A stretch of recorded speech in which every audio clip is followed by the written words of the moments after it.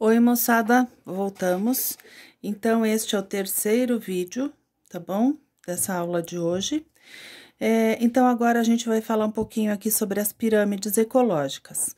Existem três tipos de pirâmides ecológicas: as de número, as de biomassa e as de energia. As pirâmides de número, como o próprio nome fala, vão citar, né, vão considerar aqui os números de organismos envolvidos.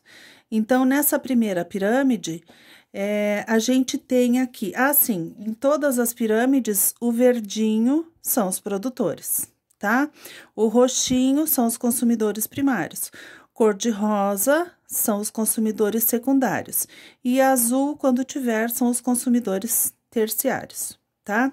Então, nessa primeira pirâmide aqui, eu tenho 500 trevos num lugar. Esses 500 trevos vão alimentar 300 caracóis, que são os consumidores primários. Esses 300 caracóis vão alimentar 5 sabiás, que são os consumidores secundários. E esses 5 sabiás vão alimentar um único gavião. Então, aqui, né, nesse sentido aqui, a gente consegue ver que tem uma diminuição do número de indivíduos, né? Então, aqui tá falando de números. Essa outra pirâmide, ela tem a base bem pequenininha. Por quê? Porque aqui é um indivíduo só. É uma árvore que tá com 500 besouros ali se alimentando dela, tá? Esses 500 besouros, eles vão alimentar 10 sabiás e esses 10 sabiás vão alimentar um gavião, ok? Então, é uma pirâmide que tem uma forma aí diferente. E essa daqui é uma pirâmide invertida, né? Então, nesse caso, a gente tá vendo aqui os produtores. Quantos produtores? 1000 indivíduos de grama, mil mudinhas de grama, tá? Essas 1000 mudinhas de grama vão ser suficientes aí para alimentar um coelho. Na verdade, a gente não sabe se são suficientes, né? Mas é o que tem naquele lugar lá, tá? Vão alimentar um coelho. Só que esse único coelho tem no corpinho dele 30 pulgas se nutrindo do sanguinho dele, tá? Então, essa situação ocorre muitas vezes com relações de parasitismo, tá bom?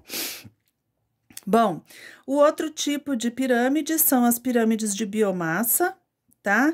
E elas vão mostrar a massa de um nível trófico, quanto de massa tem num determinado nível trófico, sendo que essa massa é a massa seca, tá bom?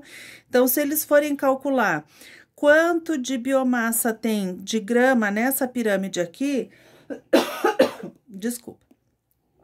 Eles vão coletar essa grama desse lugar aqui, vão retirar a água dela, tem técnica para isso, equipamento certo, estufas, etc. E aí eles vão pesar aquela grama seca. Então, deu lá 470 gramas. Neste nível trófico, tem 470 gramas de vegetal aqui, dessa grama, tá? Nesse outro nível trófico, que está sendo representado aqui pelos gafanhotos, tem 0,6 gramas por metro quadrado, é por metro, né, por uma área, por metro quadrado de gafanhoto seco, né, é a massa seca. Então, o gafanhoto, ele vai ser desidratado até que fique só a massa seca, tá? E nesse terceiro nível trófico aqui, que são os consumidores secundários, a gente tem 0,1 grama por metro quadrado de uma ave, tá bom? Então, nesse nível trófico aqui, tem 0,1 grama por metro quadrado, ok? Essa outra pirâmide, ela é característica de ambiente aquático. Então, nesse caso aqui, tem fitoplâncton, olha, tem bem menos biomassa do que de zooplâncton. Mas como é que pode isso, professora? Ah, pode porque esse fitoplâncton, ele se reproduz muito rápido. Então, mesmo ele sendo alimento do zooplâncton, ele consegue se reproduzir suficientemente para poder alimentar aquele zooplâncton lá, tá? E aqui a gente tem a pirâmide de energia, que é o tipo de pirâmide que representa melhor essas relações na natureza, né? Então, temos aqui 4 níveis tróficos: produtores, consumidor primário, secundário e terciário, tá? Essa pirâmide de energia, ela mostra a quantidade de energia armazenada em cada nível trófico, tá? E ela vai ser representada em uma quantidade, numa determinada área, em um determinado período. Então, gramas por metro quadrado por ano, ou quilogramas por metro quadrado por ano, ou quilocalorias por metro quadrado por ano, ok? Bom, então vamos voltar aqui para a nossa pirâmide de energia. Então, eu tenho aqui plantas, né, gafanhotos, ratos e águias. E aqui embaixo tem uma seta vermelha dizendo 1 milhão de quilocalorias por metro quadrado por ano de luz solar. Então, quando o sol incide nesta grama que tem aqui, nestas plantas que tem aqui, que estão representadas aqui, vai incidir 1 milhão de quilocalorias por metro quadrado por ano de luz solar sobre essas plantas, tá? Essas plantas, elas vão capturar essa luz toda, né? Vão fazer fotossíntese, etc e tal, vão crescer, vão fazer respiração celular, vão gastar uma parte dessa energia toda, tá?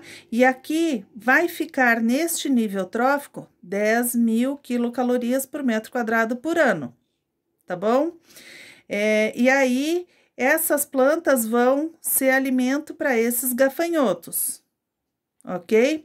E aí, os gafanhotos, eles vão comer essas 10.000 quilocalorias aqui, mas eles vão crescer, eles vão respirar, eles vão se movimentar, eles vão gastar.